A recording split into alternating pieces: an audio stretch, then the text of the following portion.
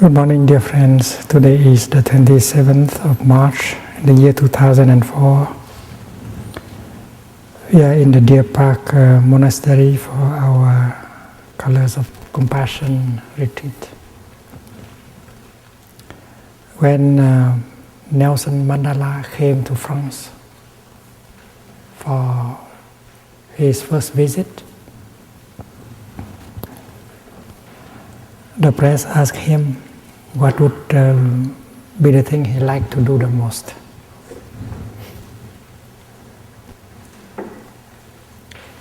And Nelson Mandela said, well, what he wanted to do the most is to sit down and do nothing. He said that since the time he was released from prison, he had been so busy. Had to be with so many people, had to do so many things. He didn't have even time to breathe, to sit down. So his deepest desire is to sit down and to do nothing.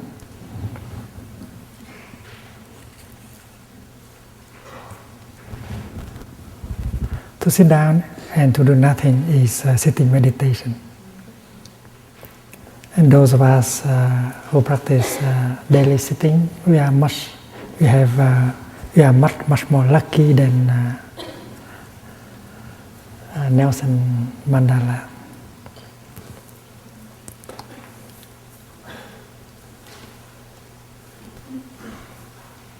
To sit down and do nothing seems to be easy,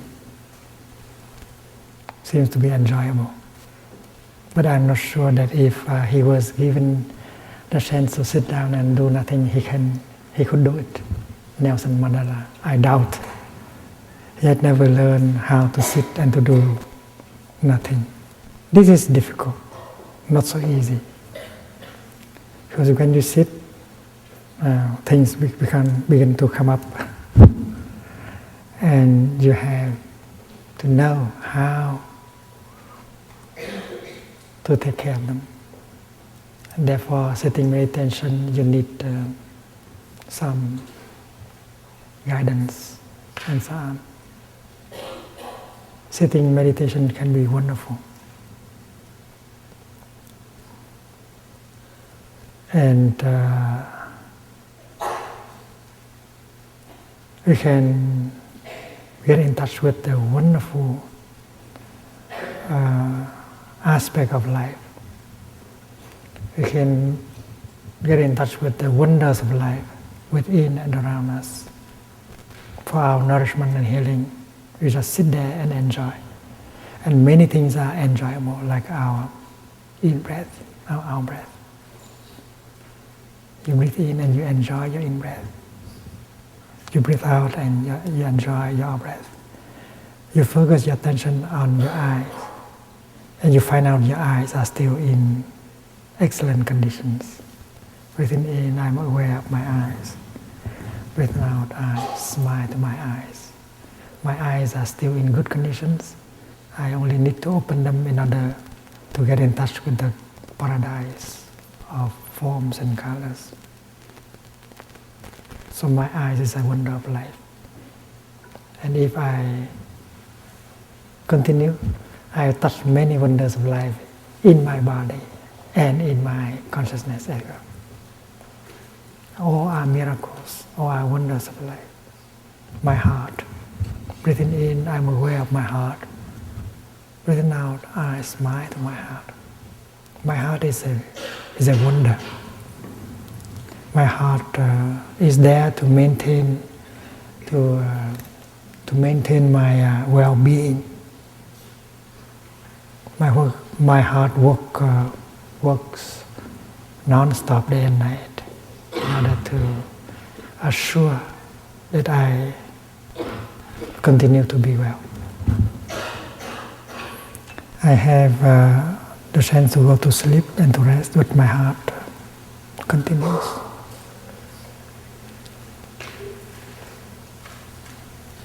Many people don't have a heart like mine. And their deepest concern is to have a normal heart.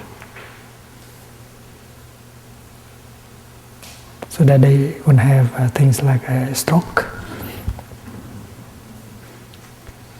And when I breathe in and I embrace my heart with my mindfulness, I find out how wonderful to have a heart that functions well. That is one basic condition for my well-being, for my peace. And I realize by embracing my heart that I may not have been very kind to my heart. I smoke, I drink, I gave my heart a difficult time, many difficult times. And that is enlightenment, that is awakening. And I decide to take good care of my heart. I stop smoking, I stop drinking, and so on. And this is the practice of love, directed to my heart. And when I know how to deal with my body in such a way, I am kind to my body, I take good care of my body. And there is well-being, peace in my body. I learn how to eat, what to eat, how to drink, what to drink, in order not to bring toxins and poisons into my body. And that is the practice of mindfulness, of consumption, of eating.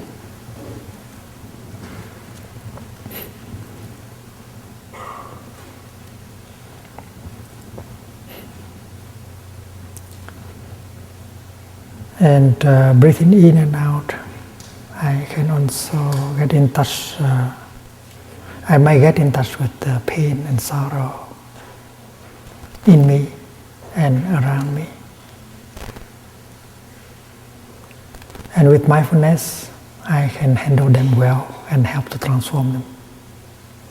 So mindfulness has two functions. To handle the positive, refreshing and healing things, so that I can get the nourishment and healing. I have to get in touch with the pure land of the Buddha, the kingdom of God, my true home. And mindfulness helped me to do so. We have learned that the kingdom is available in the here and now, the pure land also, with all the wonders of life, inside and outside. So part of our practice is to get in touch. And now. And then part of practice is that when we get in touch with the negative things like anger and fear and pain and sorrow, inside and around, mindfulness helps us to recognize them, to embrace them, and not to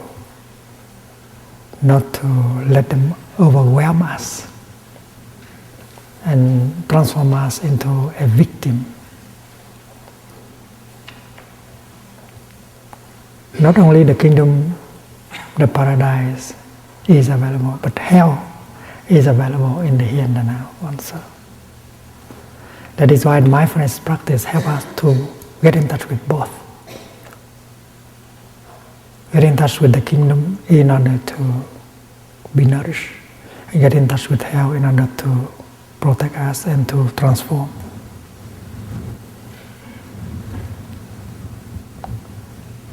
And the Four Noble Truths that we talk about are about that. The first Noble Truth is ill-being. That is hell. Hell in the here and the now. We cannot say, no, hell does not exist. It exists, it is there, very solid. The third truth is well-being.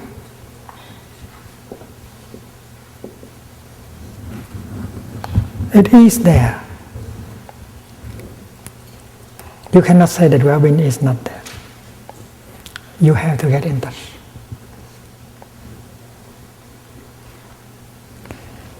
Well-being is there, but we don't recognize it. We don't know how to get in touch and to profit from it. You cannot say that the blue sky is not there. You know very well that the blue sky is there. But do you profit from it? Do you know that the mountains are there, beautiful, majestic?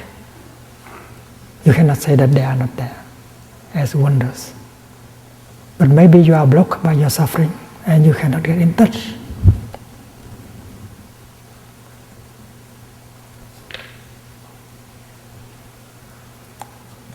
I used to talk about my toothache. When you get a toothache, you suffer, especially during the night, because no dentist is open at that time. So you have to continue to suffer. And at 9 in the morning they will open and you have a chance. And during the time you suffer, you get the kind of enlightenment that not having a toothache is wonderful.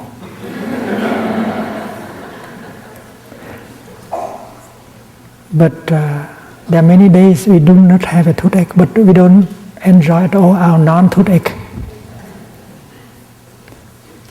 Our non-toothache is well-being, but you don't know how to recognize it and enjoy it until you have a toothache. And that is why you cannot say that well-being is not there. It is there, but you are not used to get in touch and to profit from it. The kingdom of God is there, available, but you are not available to the kingdom. The Pure Land of the Buddha is there.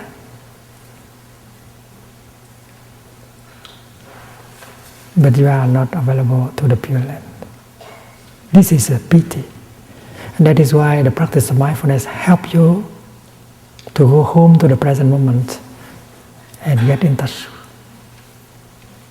with the third noble truth. The third noble truth is not a hope in the future. It is a reality that is in the here and now. Those of us who practice Pure Land Buddhism deeply, we know that the Pure Land is not in the West and in the distant future after we die. No.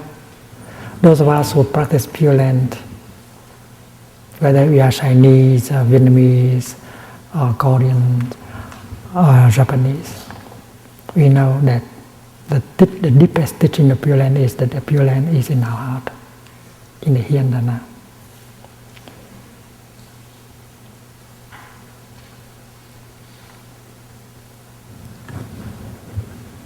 And if we have mindfulness, we can touch that Pure Land right now and right here.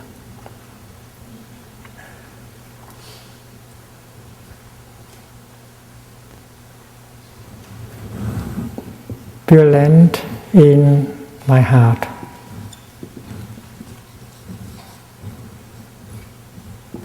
It sounds very familiar.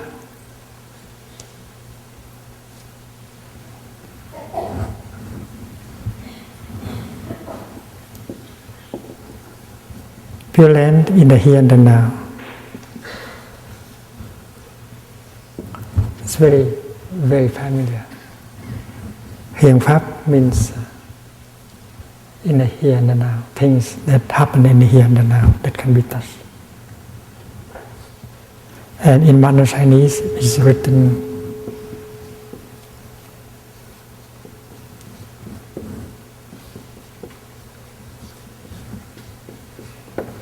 pronounced Tang Xia Ching Tu, the Pure Land in the here, in the present moment.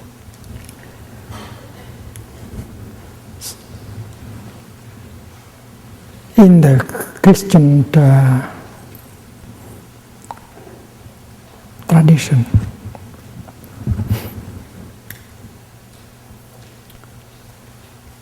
We can find the same teaching that the kingdom of God is at hand. It is available. Whether you are Baptist or Methodist, you can practice the same kind of practice. The kingdom of God is available. And because you don't get in touch, that is why you are running after the things you consider to be happiness, namely fame, wealth, power, sex, and so on. So whether you are a teacher in the Rodo Shinshu tradition, in the Pure Land tradition, or in the Baptist tradition, or in the Zen tradition, you can offer your people nothing less than the kingdom of God, nothing less than the Pure Land of the Buddha. And you have to embody that teaching, that practice. You have to live in the kingdom of God as a pastor, as a priest, as a monk, as a minister.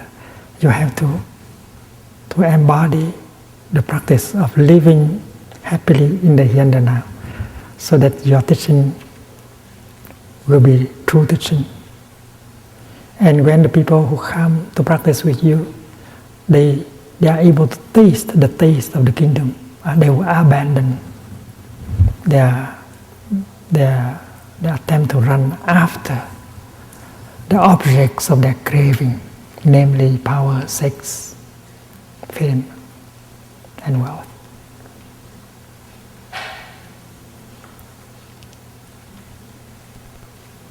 And this is the basic practice.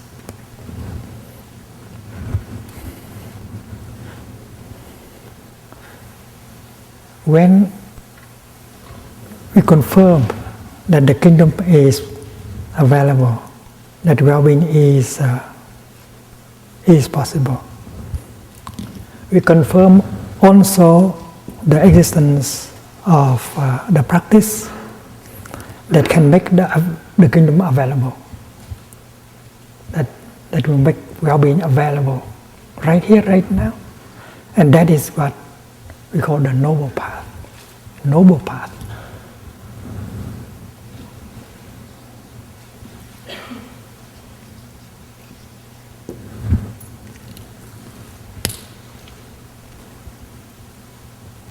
The Eightfold Path, leading, revealing the kingdom of God, so that we can get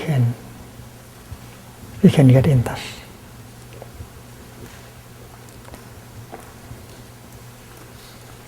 And if the teaching is good, the practice is good, you get it right away. If you are a good practitioner, one in-breath is enough for you to go into the kingdom. You only make one step, and that is enough. But sometimes there's a habit energy pushing you out of the kingdom. You want to run, and that is the habit energy that has been transmitted by former generations. But you resist. You say, no, I don't want to get out of the kingdom. I want to stay in the kingdom. Therefore, you use your mindfulness and protect yourself and touch the kingdom. Continue to touch the kingdom with every breath, with every step.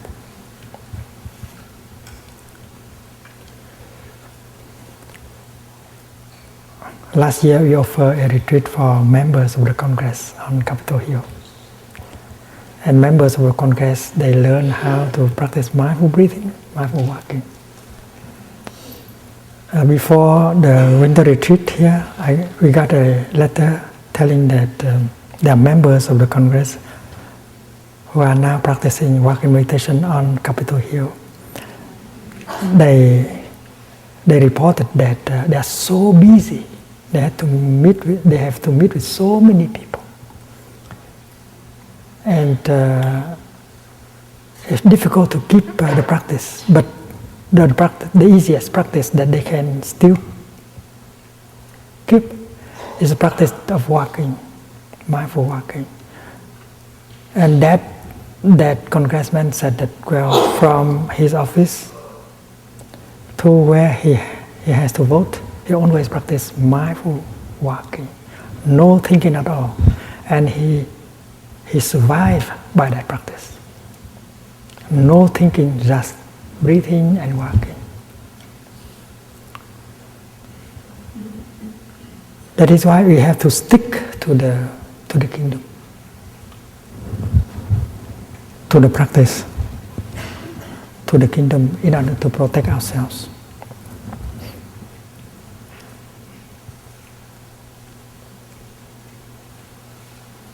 We have to get in touch with the kingdom. And then the path helps us. The path offers us the kingdom and offers other people the kingdom. And that is why it is called the noble path. You are noble not because you of your race, but by your way of living. And the Buddha said that very clearly. If you practice right thinking, your thinking is noble. If you practice right view, your views are noble. If you practice right speech, your speech is noble. If you practice right action, your action is noble. And I can call you your nobleness, your holiness, your nobleness. Because the element of nobility is there. Every time you produce a thought that has the element of understanding and compassion in it, that thought is noble. Every time we say something, and if that something carries compassion, understanding, that speech is noble. You don't have to try to convince that you are noble. You just demonstrate that you are noble. In three aspects: thinking, speech, and action. And nobody can deny that you are really noble, a noble person. And this is what the Buddha said: you are noble because of your way of life and not because of your blood. And the word noble path is very clear.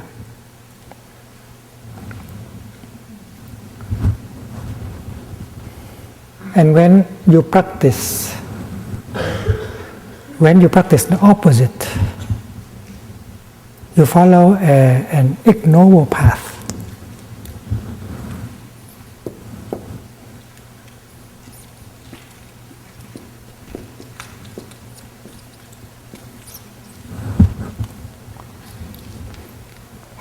Wrong view, wrong thinking, wrong speech, wrong action.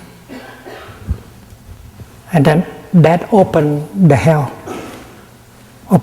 door of the hell for you and for other people.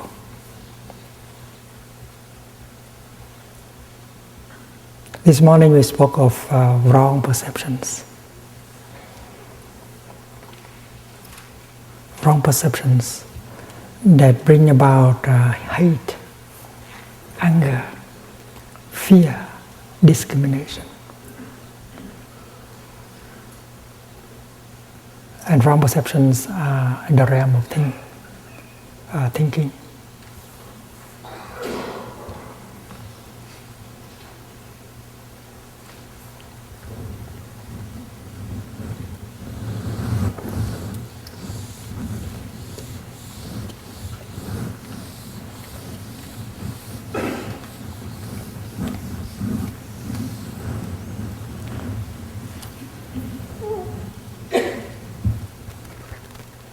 Our consciousness is like a television set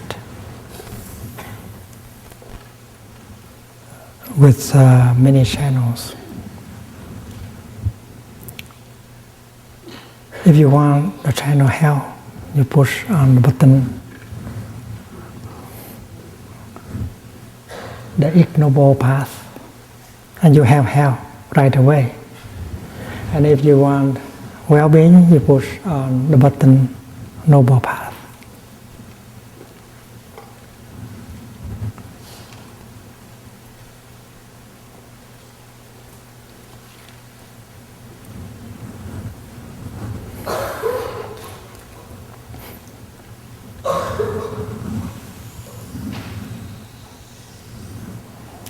Our store consciousness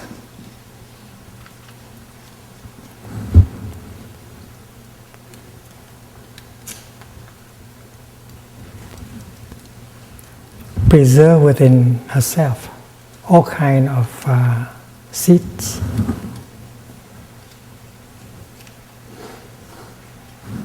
The Sanskrit term is bija.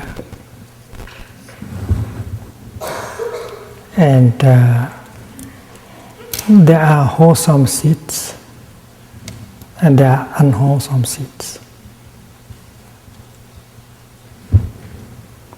According to Mahayana Buddhism, there are 51 of varieties of seeds.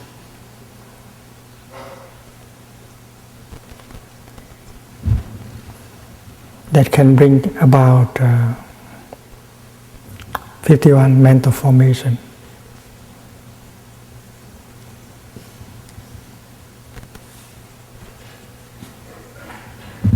And we have learned that the seed of anger, when touched, will manifest as a mental formation called anger. The seed of mindfulness is touched, manifests itself as a mental formation called mindfulness of anger.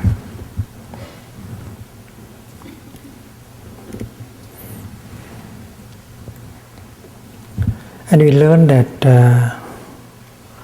if the seed of anger is important, is too important, it can manifest itself up very easily, very quickly. The seed of violence, the seed of despair, the seed of fear. And that is why the practice of mindfulness is to prevent these seeds to grow every day. Everyone has a seed of anger, despair, fear, hate. And if we allow that these seeds to be water, they will become strong. We will suffer, and we will make the people around us suffer. That is why this morning we talk about a peace treaty signed by a couple. Each one promised that he or she will not water the negative seeds in him and in the other person. This is a very beautiful practice of peace, of happiness, called the practice of selective watering. And we have seen that the practice does not need a long time. Half an hour of practice can already change the situation. You practice watering the good seed in you, you practice watering the good seed in her or in him. And 15 minutes, 20 minutes after, you and the other person feel much better. And if you know how to do it every day, the situation will change. And you have to sign it, a treaty of practice. And if possible, you sign it in the presence of many friends in the Sangha. The peace treaty is signed in Plum Village by many couples. and between father and son, mother and daughter also, in the presence of Sangha. And after signing, they practice and they report to us. It's very effective practice.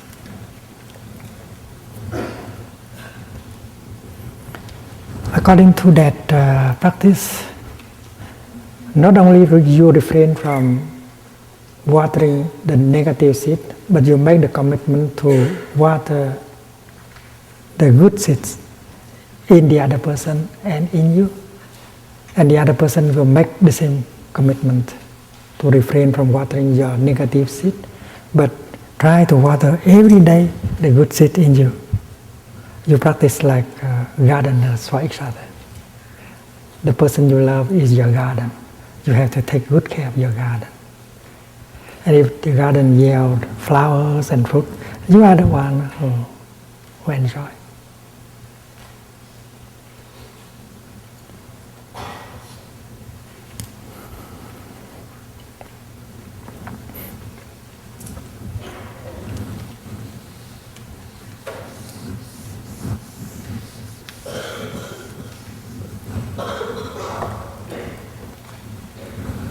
The Buddha and his senior disciples like Shariputra like to talk about the Second Noble Truth in terms of consumption.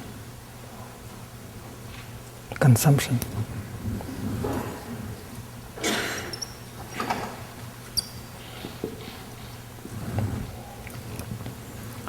The Buddha spoke about 4 kinds of food, 4 kinds of nutriments. The first kind of nutriment is called edible food.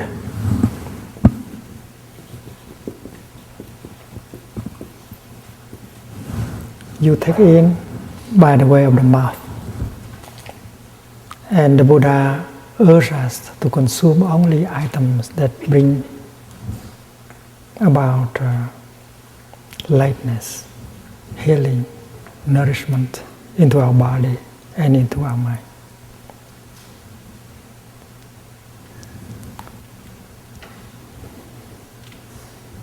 And the second kind of food is called sensory impression.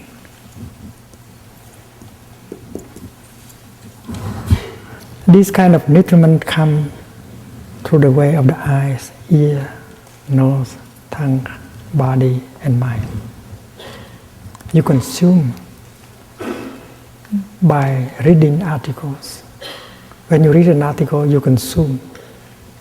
And that article may contain a lot of toxins like craving, violence, fear, discrimination, hate. When you watch television, you consume, because the TV program may be full of poisons. When you drive through the city, you consume, because what you see in terms of advertisement, what you hear in terms of advertisement, they are also items of consumption. You don't want to consume, but they force you to consume. Driving through the city, you have to see these kind of publicity. And that is why mindfulness helps us to protect ourselves by the practice of mindful consumption, and that is the object of the 5th mindfulness training.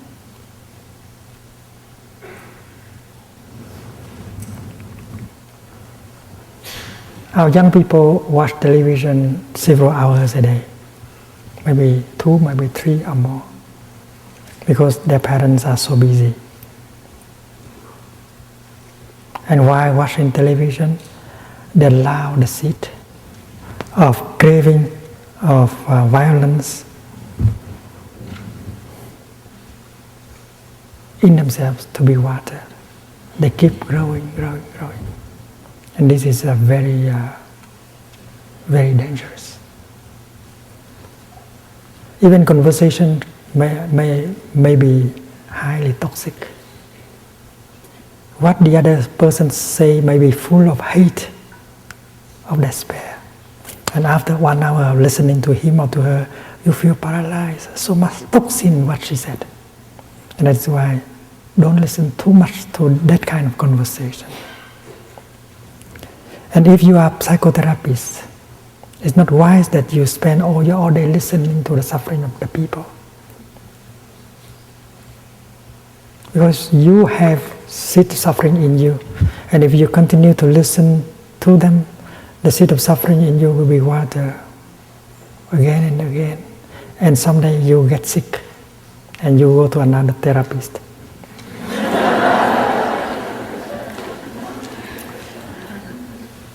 And that is why the practice of a therapist is to devote enough time to get in touch with paradise. There must be hours for him or her to practice walking, sitting, getting in touch with the wonders of life for her, for their nourishment, solidity, so that the therapist will have enough strength to do the work, listening to the suffering. And you have to know your limit. If your capacity is to receive 6 persons a day, don't try to do more than 6 persons. You burn out.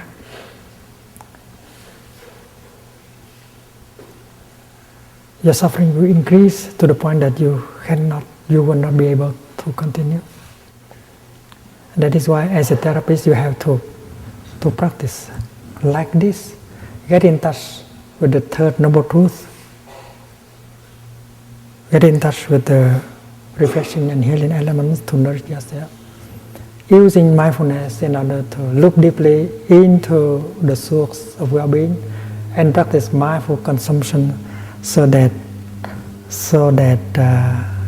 the negative seeds in you will not be watered.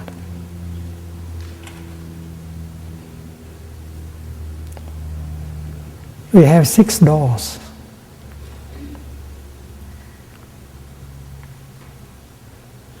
To God. We have posted a inspector, a soldier in front of each door. The door of eyes, the door of the ear, the door of the nose, the door of the tongue, the door of the body, and the door of the mind. And do not allow the enemies to penetrate into your citadel. That is the practice of mindful consumption. You select the film, you select the article, you select the music, you select the kind of conversation that will not bring toxins, poisons into yourself. This is the practice of self-protection, and the protection of your family, of your community is very urgent. Step number 1, the 5th mindfulness training. The basic practice for you and for your community.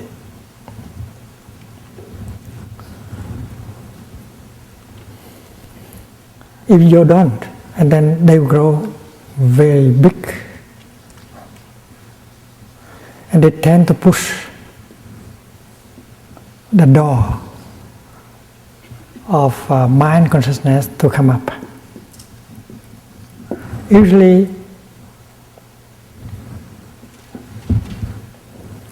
we say that store consciousness is like the basement, and mind consciousness is like the living room. And anything you don't like, we put in the basement. We want to keep the living room beautiful, but the blocks of suffering in you, they don't want to stay in the cave, in the basement. If they have become so strong, they just push the door and settle here without your invitation. Especially during the night, when you have no means to control, they push the door and go into mind consciousness. And during the day also, the violence, the craving, the hate, the anger are pushing hard.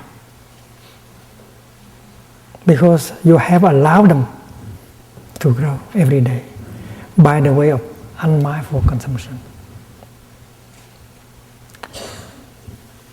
And that is why you try to resist, you try to close the door very firm. You set up a kind of embargo here. You don't allow them to, you repress them. And how do you repress? You try to fill up mind consciousness with other items. And you do that by consumption. You don't feel well. You feel that it's coming up. So you play the music to keep the mind busy. You pick up the telephone and talk. You take the car and drive out. You turn on the television. You do everything in order to keep the living room occupied so that these blocks of pain have no chance to come up. That is the policy that many of us adopt.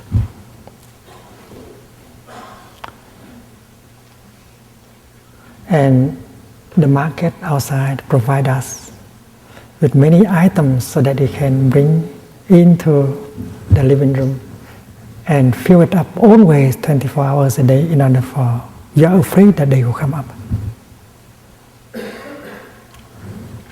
And you know something? The thing you consume, like a television, like a novel, they might also contain a lot of toxins like a craving and hate and violence.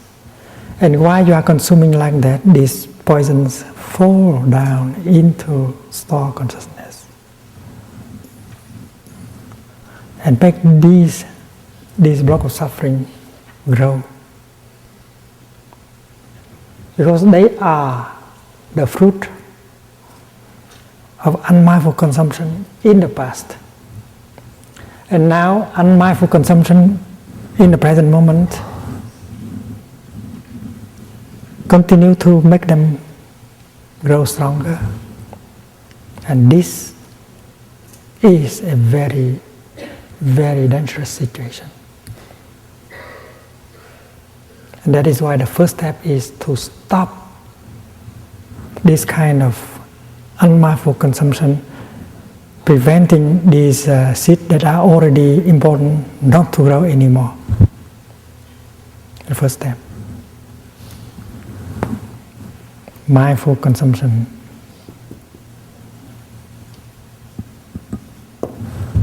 And you have to discuss the strategy of mindful consumption with your beloved one, with members of your family. You have to meet in emergency, like the cabinet of a government, to meet in emergency to discuss a strategy for self-protection, protection of the family, of the couple. Mindful consumption is the object of the fifth mindfulness training.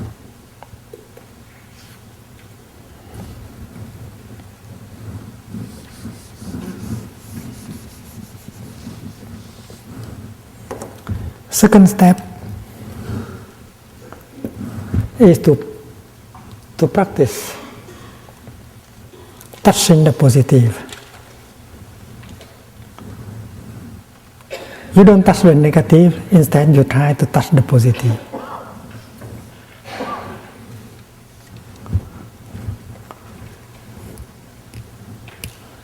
Look at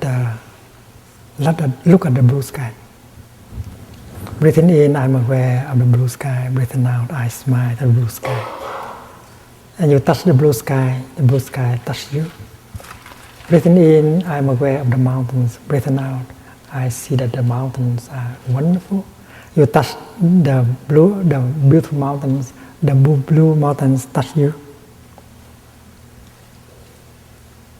There are so many things that are beautiful, refreshing and healing. Get in touch. The kingdom is available. Get in touch with the kingdom. Listen to a Dharma talk. A Dharma talk can water many good seeds in us. When you attend a 7-day retreat, every day you hear a Dharma talk. The Dharma talk is a kind of rain that falls into the soil of your stored consciousness and come and water the beautiful seeds that you have in it. And sometimes during your Dharma talk, you feel that a good seed in you sprout and become a flower of freshness, of joy. So in a retreat, the rain of the Dharma always help touch the wonderful seed in you. And then practice mindfulness of breathing, of walking, so that the seed of mindfulness grow, the seed of joy grow. And allow these to have a chance to sleep. Don't give them a chance. Don't consume like we did in the past. And if someone comes and is about to touch them, said, please no, don't touch this seed in me.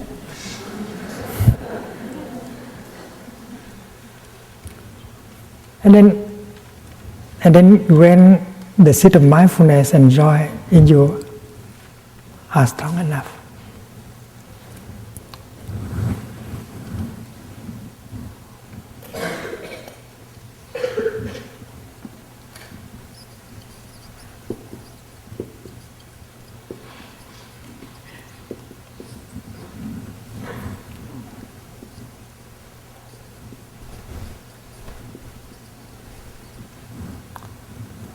when these seed of mindfulness and joy are solid enough, you take the third step. You remove the embargo and allow them to come up one by one. Because if you allow them, if you repress them too long by the way of unmindful consumption, you create a situation of bad circulation of your mind, of your psyche. They want to come up and yet you repress them. And that is why you create a blockage, a situation of bad circulation. And that is the strategy of the majority. We are afraid of them coming up. That is why we occupy the mind with items of consumption, television,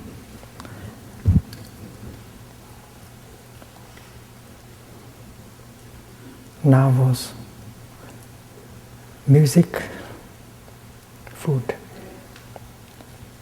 and drugs. Because we know that we are not able to handle them, we use these kind of things.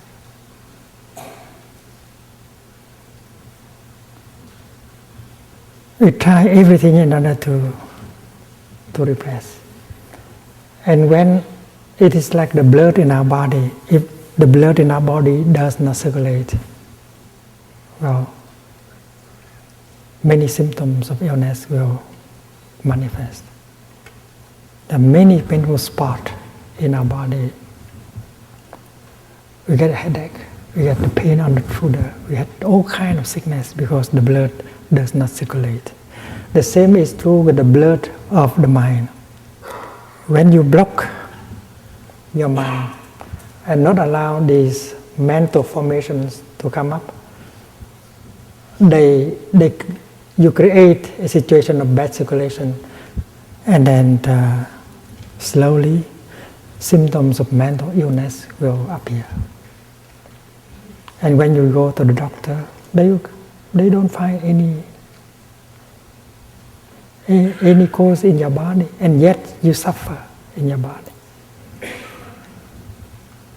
And that is why it's dangerous to practice this kind of suppression by the practice of consuming.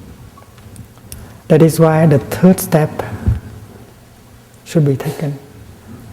We allow our anger, our fear to come up.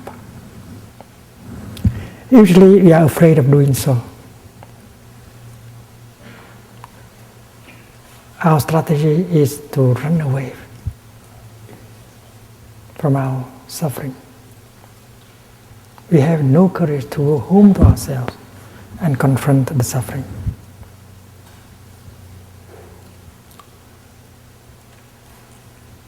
And the Buddha advised us to go home and take care of our suffering. If you know how to practice the second step, you have enough of this energy of mindfulness in order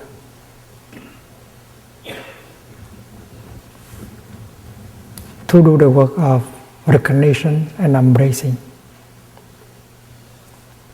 In sitting meditation, you might allow your anger to come up. And you have mindfulness enough in order to recognize, embrace, and look deeply. Breathing in, I know anger has manifested in me. Breathing out, I embrace my anger with all tenderness. Breathing in, I know that anger is still in me. Breathing out, I am taking good care of my anger. Like a big sister holding the young sister. Like a mother holding the baby. And even if you have not seen, you have not practiced deeply enough in order to see the nature of your anger and transform it, your anger will lose some of its strength after having taken a bath of consciousness, of mindfulness. That's exactly what you do. You allow your anger or your fear or your despair to take a bath of mindfulness. And after that, after 5, 10, 15 minutes, they will come back to store consciousness. A little bit weaker, just a little bit weaker, because of the bath of mindfulness. But you have to offer the bath of mindfulness. You have to know how to practice mindful breathing, mindful smiling, mindful walking, to continue generating the energy of mindfulness in order to embrace whatever comes up. Your fear, your anger, your despair. And after some time, having been embraced, they will go down here to their home. And if you can do it once, you are no longer afraid of their coming up. And you say, next time when they come, I will do exactly like that. I practice mindful breathing, mindful walking, to have enough of this energy of mindfulness. And I embrace it like I have done before. And they will go down and a little bit weaker.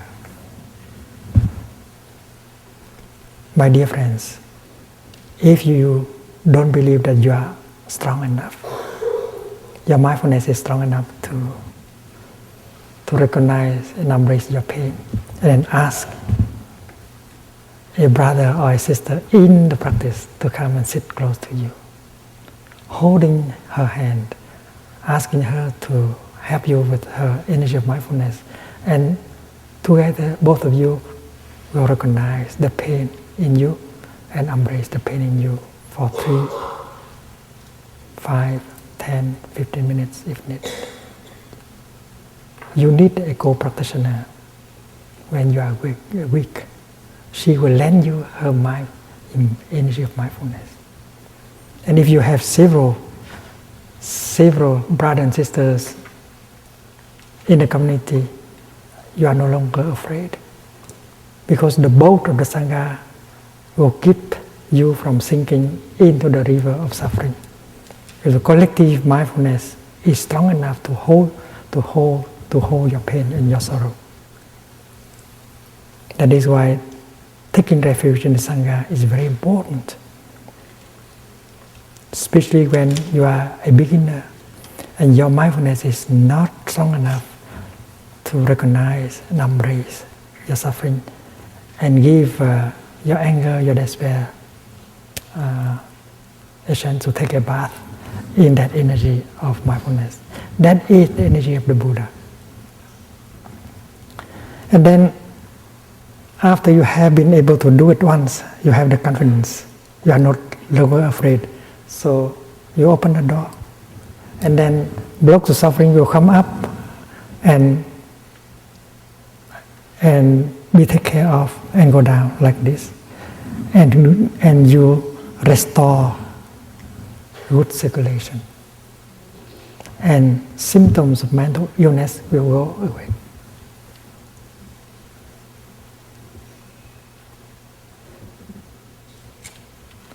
And this can be practiced as a group, as a community. And that is why it's very important that you set up a group of practitioners in your area. And you master the techniques of mindful breathing, mindful walking, sitting, and you learn how to touch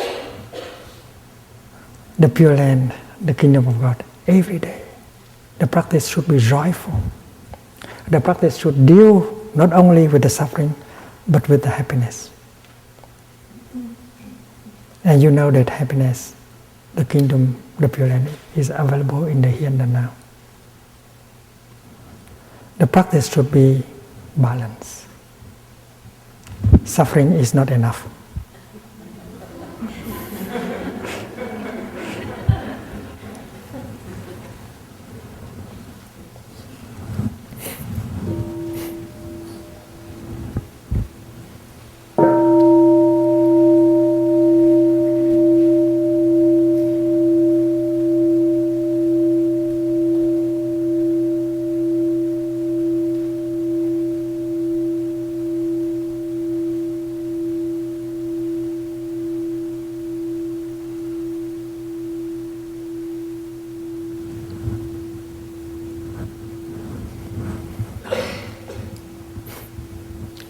The fifth mindfulness training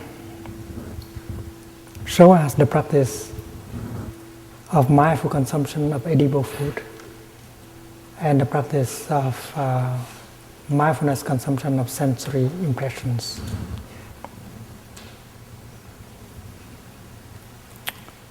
Last week we had a retreat for Hollywood entertainers.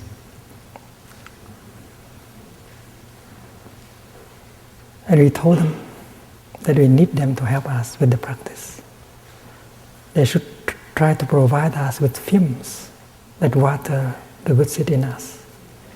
And it would be very helpful if they refrain from making the films that water the seed of anger and violence and fear in us. They listen very, very deeply because they have the seed of wisdom in them. And next week I'm going to meet with a group of producers of film in Hollywood. Please pray for me.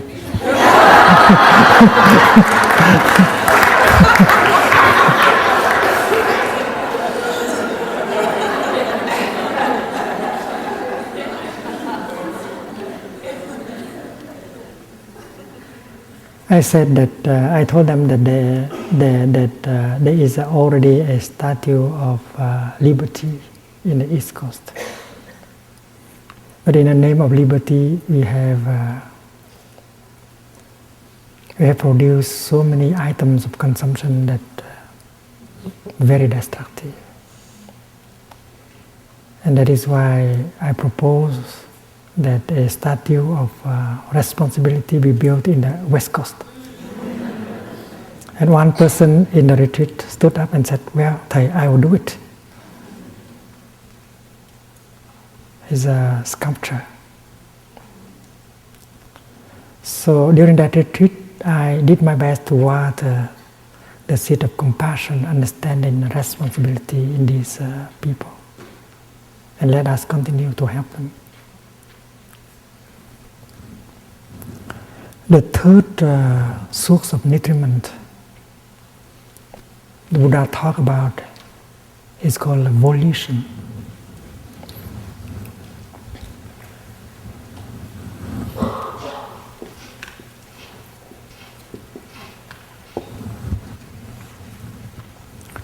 The deepest kind of desire that we have in ourselves. Because the life of a person is motivated by that desire. If you don't have any desire, you cannot continue to live. The desire may be very, very wholesome or very unwholesome. Siddhartha Gautama, who became a Buddha, he was motivated by a very strong desire to transform himself and to help the world. He's supposed to become a king, a politician.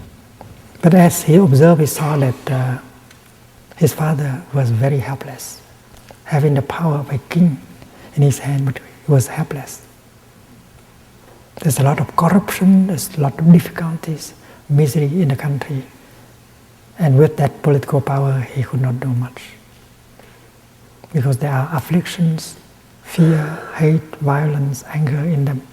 So politicians are very limited in their power to act.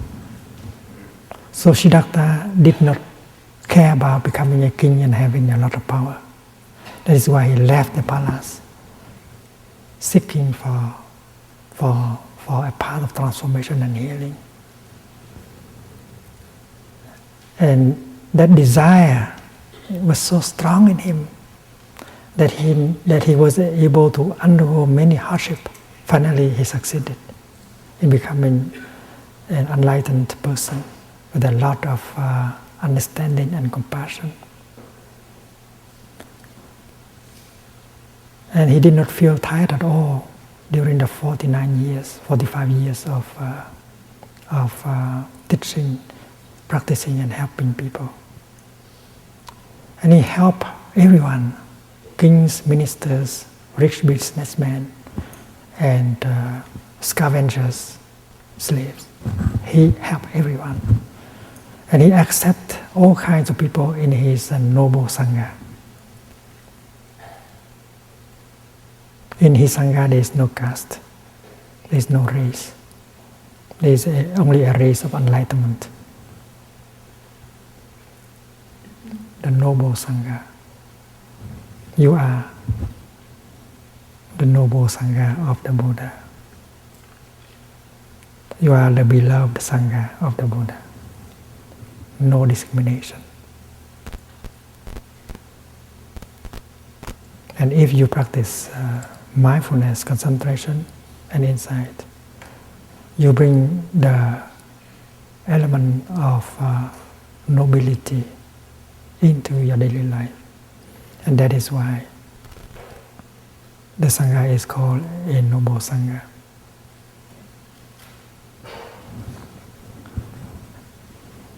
If your deepest desire is to have a lot of fame, a lot of sex, a lot of consumption, and then that desire can bring you a lot of suffering.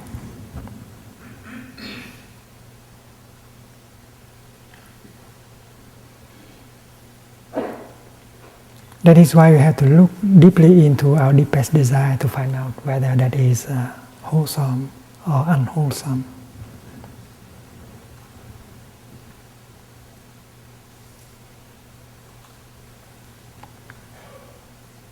If you are motivated by desire to transform yourself and to help your people, your community to transform, to bring joy and hope,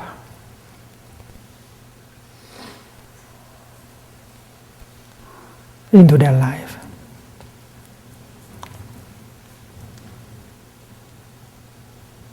to live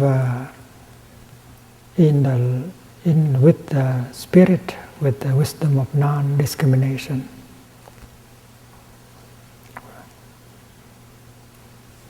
Capable of protecting themselves from complexes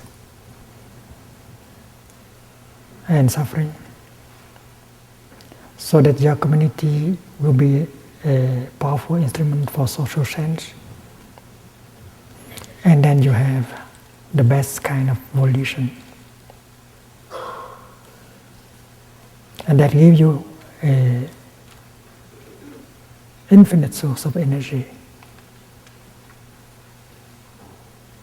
You become very alive, very dynamic in your daily life. And you make your community into a dynamic community. Because your community also has a deepest desire for social change.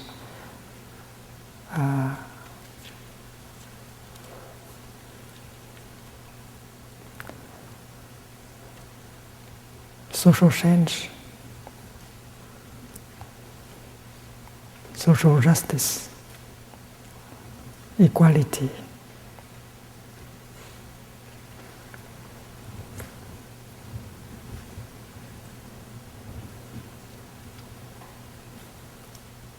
Can be obtained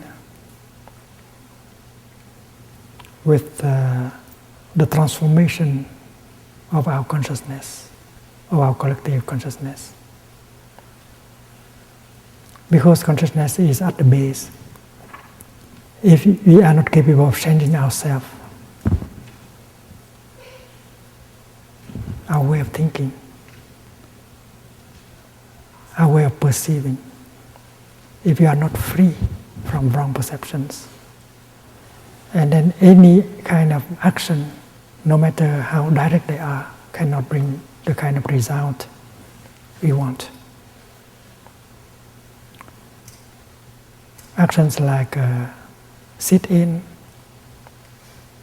teach in, pray in, wait in,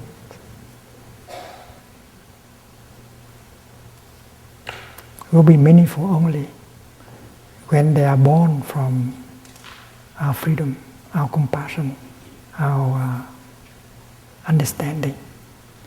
If you have the wisdom of non-discrimination, if you have the energy of understanding and compassion, and then this kind of action can bring about the result very quickly. Social change is only the outcome of the change of our consciousness. Then this is why this practice should be done right away in our family and in our community. In your community of Pure Land practice, organize to do it, to practice it in your family, in a community. In your church, Baptist or not, you practice the same kind of practice, getting in touch with the kingdom every day, several times a day, learning how to handle the suffering, individual and collective, for transformation and healing. These are the basic practice. And if you succeed in transforming yourself, your community, and then social change will come about very easily. And many people looking at you, looking at your way of life, see that you embody the practice of non-discrimination, of compassion. They can join you. And you have a lot of allies. Even if they don't belong to the same kind of culture.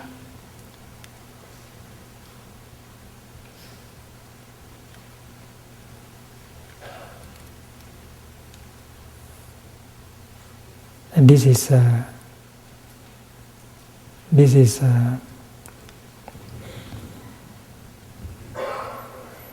the points that we have to discuss in our Dharma discussions. One day,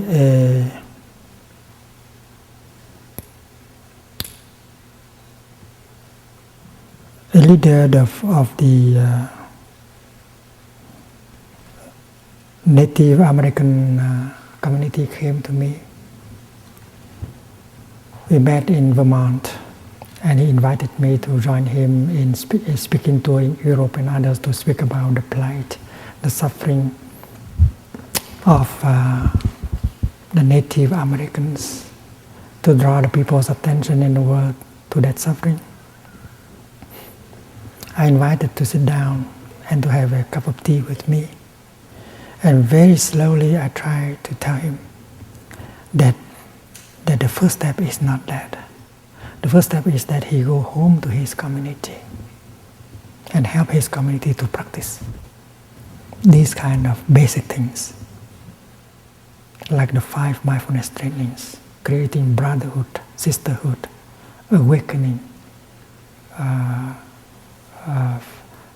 to free ourselves from wrong perceptions, from wrong discrimination, because discrimination does not only exist in them. Discrimination does exist in each of us.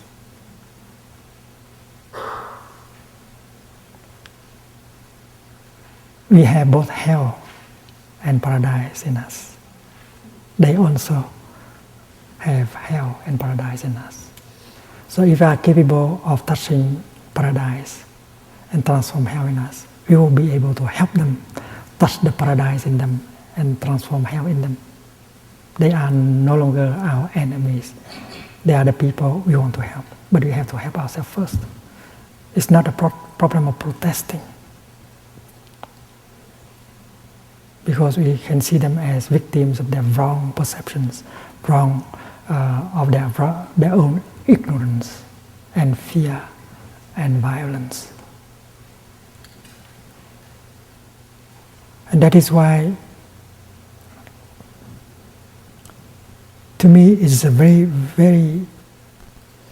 crucial, it's very urgent to go home to ourselves and to our community and begin the real practice. The practice of mindful consumption.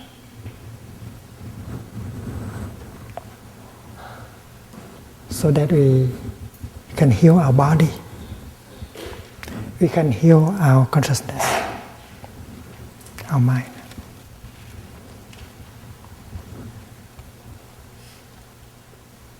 And this kind of practice, mindful consumption, not to use alcohol, not to use drugs, not to use items of consumptions like television programs, books that can bring toxin in us, is at the base, at the foundation of our practice. And then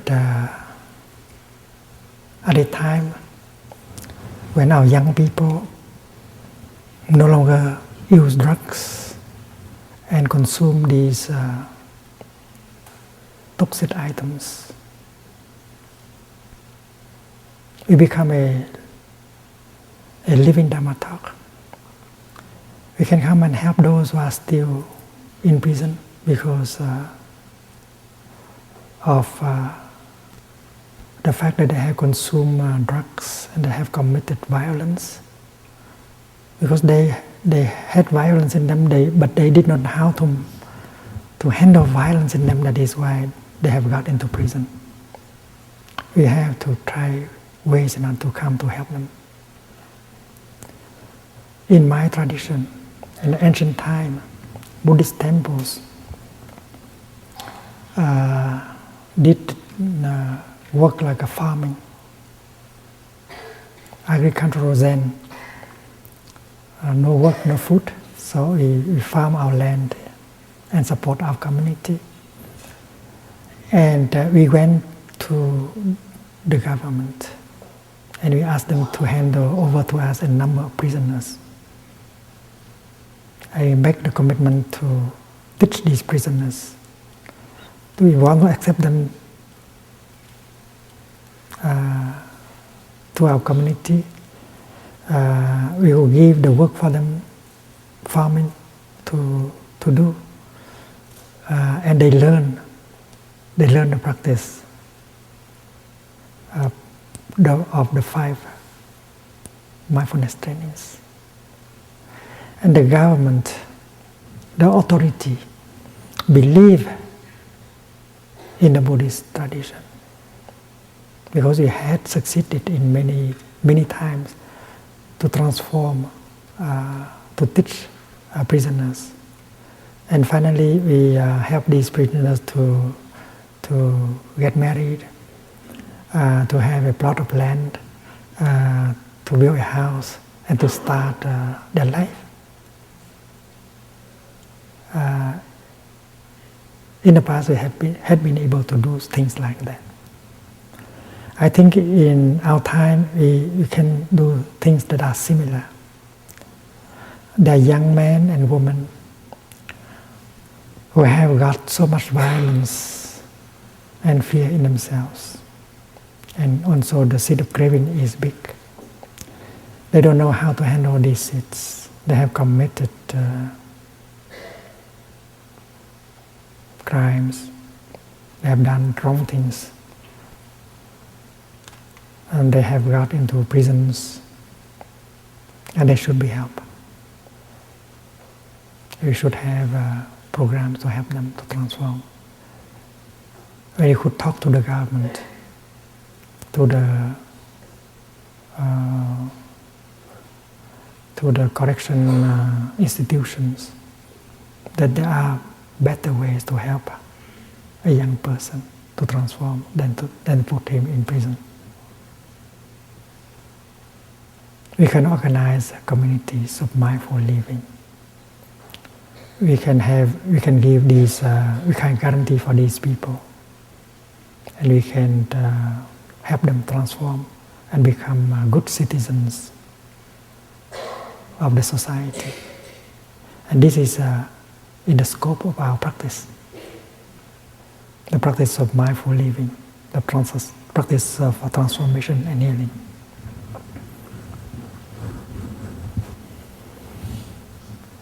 This practice prescribed by Buddha is not only to help the individual. In fact, the Buddha urged us to practice as a community.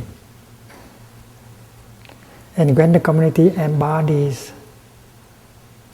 the spirit of the Dharma, and then the community can have an impact on society and produce social change. And it looks like each monk, each lay person in his beloved Sangha become a kind of social worker. Social worker in the broader sense, broader meaning. When you can help a person to see his path and to get motivated by this desire to transform and to do good, you are a social worker. When you organize a Dharma discussion or a day of mindfulness and help people to touch the Dharma, to taste the joy of the practice of peace,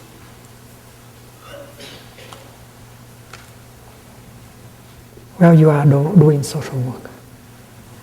So the spiritual and the social realms, they are not separated. whatever you can do in the spiritual realm will benefit deeply the social realm, and so on.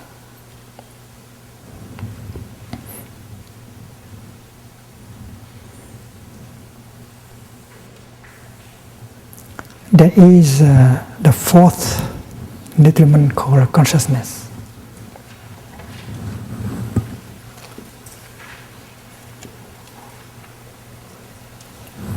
Consciousness as food. The Buddha said everything comes from consciousness. And when consciousness is taken care of, when wrong perceptions have been removed, consciousness becomes wisdom.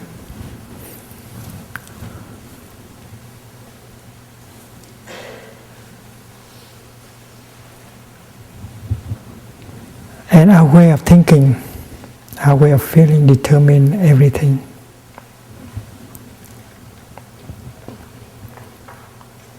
One person may have a feeling like fear, like anger.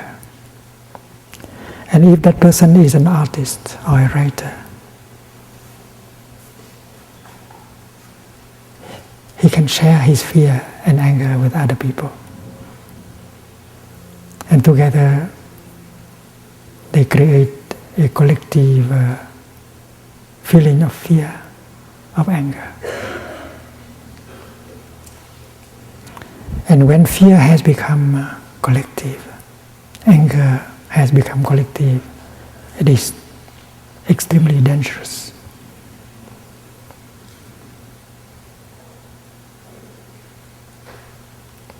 The September 11th event created a lot of fear and anger at the same time.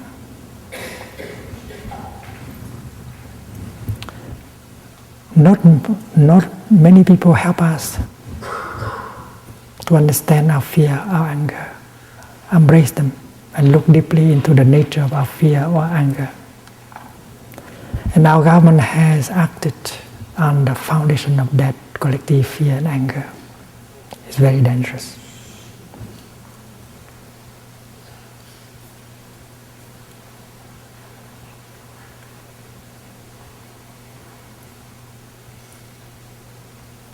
The war on terrorism has forced us to look for the worst in people. In the Buddhist tradition, the Buddha reminds us that everyone has Buddha nature. Everyone has the kingdom of peace inside.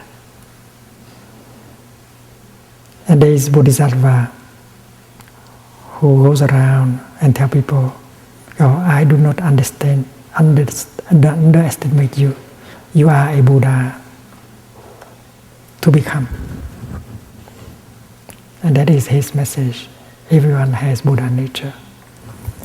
But the war on terrorism is seeking the opposite. Every passenger on a plane could be a terrorist. If you have traveled in the last few years, you know. They are not looking for your Buddha nature.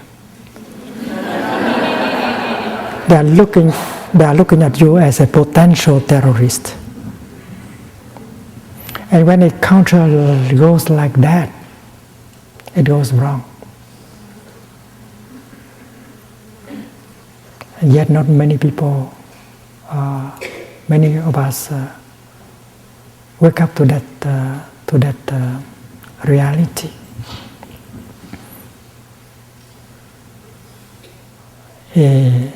And a writer. And if you have got the insight of interbeing and the wisdom of non-discrimination, you know the noble way, noble path of realizing peace and touching joy. You can write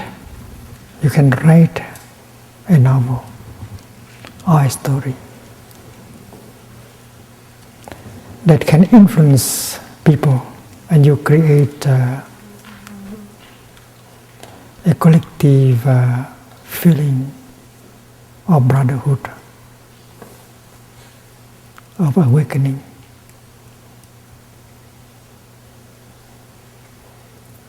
And you can provide people with the kind of consciousness food that is healthy.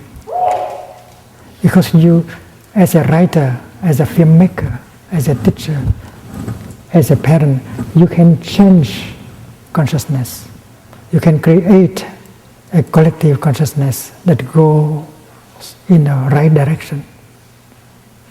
Consciousness that contains elements of understanding, compassion, and non-discrimination. If you live in a society where everyone believes the same thing, you believe the same thing. You go to an art exhibition and you feel that you don't understand any painting. They don't look beautiful to you, but everyone say, oh, so how beautiful, and you see the price very high, and you are forced to believe that they are beautiful.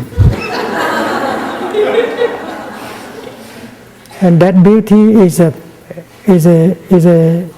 a fabrication of collective consciousness. And you know, the stock market, the value of stock market is purely invention of the mind. It has no ground of reality. And that is why it's very important that you associate not with the foolish one,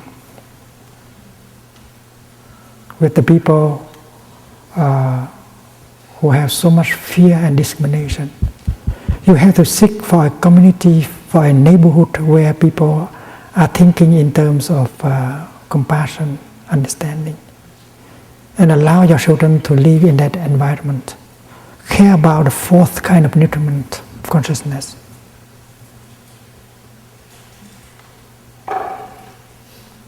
And therefore, your community should be organized in such a way that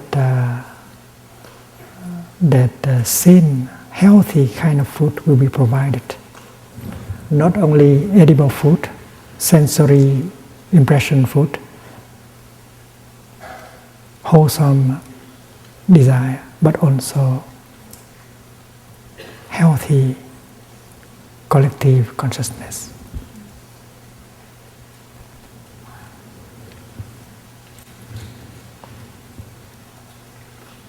And that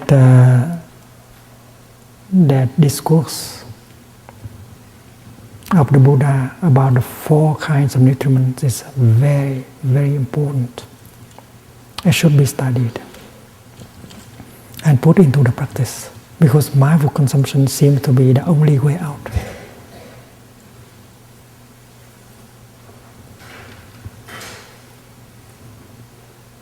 And should be the object of studies of all department of nutrition.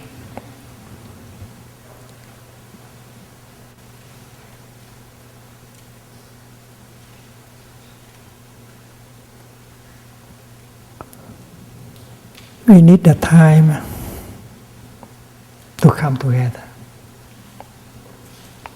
to go deeply into these matters. There is a way out. We should be able to have the time to build our Sangha. Sangha is the only safe place for us and for our children. And in the context of Sangha, we sit down and practice looking deeply into our situation. And Sangha is the place where we can generate the energy of mindfulness, concentration. We can get the best kind of insight that can be the torch lighting our path, the path of transformation and healing that will lead to social change. If you want You think we can do it, and then we will have to organize a longer retreat.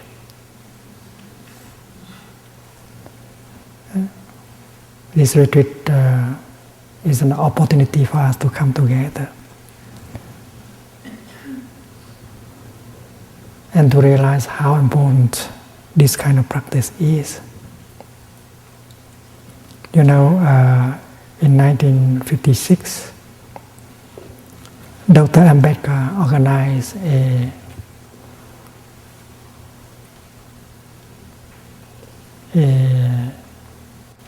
ceremony of transmission of the 5 mindfulness trainings in Nagpur, India. He was an untouchable. He had been, and his ancestors had been victims of discrimination for a long time, millions of years. And he found out in Buddhism a path of non-discrimination. He realized that the Buddha is a friend. It's because the teaching of the Buddha is the teaching of non-discrimination. Whether you are noble or not depends on your action, your way of life, and not your caste. So he organized an ordination ceremony for people to receive the 3 refuge and the 5 trainings. And there were 500,000 people took the 3 refuge at the same time that morning in Nagpur. I have been able to go there and help the untouchable Buddhists in India. They want to invite me again for a day of mindfulness. There may be 300,000 people attending the day of mindfulness. They have taken up the Buddhist practice as a refuge because they feel more comfortable in a teaching that is all-embracing. But the political will, although it is strong, although the political will for change is strong, the practice is not real and strong enough. Most of the people embrace Buddhism because they believe that Buddhism can offer a chance for social change, social justice. And the act of taking the 5 refuge and the 3 refuge and 5 precepts is an act of has a lot of political meaning in it. But to me, it is the practice, the basic practice, that will bring about real emancipation. Political action is not enough. Social action is not enough. There should be the real practice, the solid practice. And I urge you, my friends, to go home and begin right away the basic, solid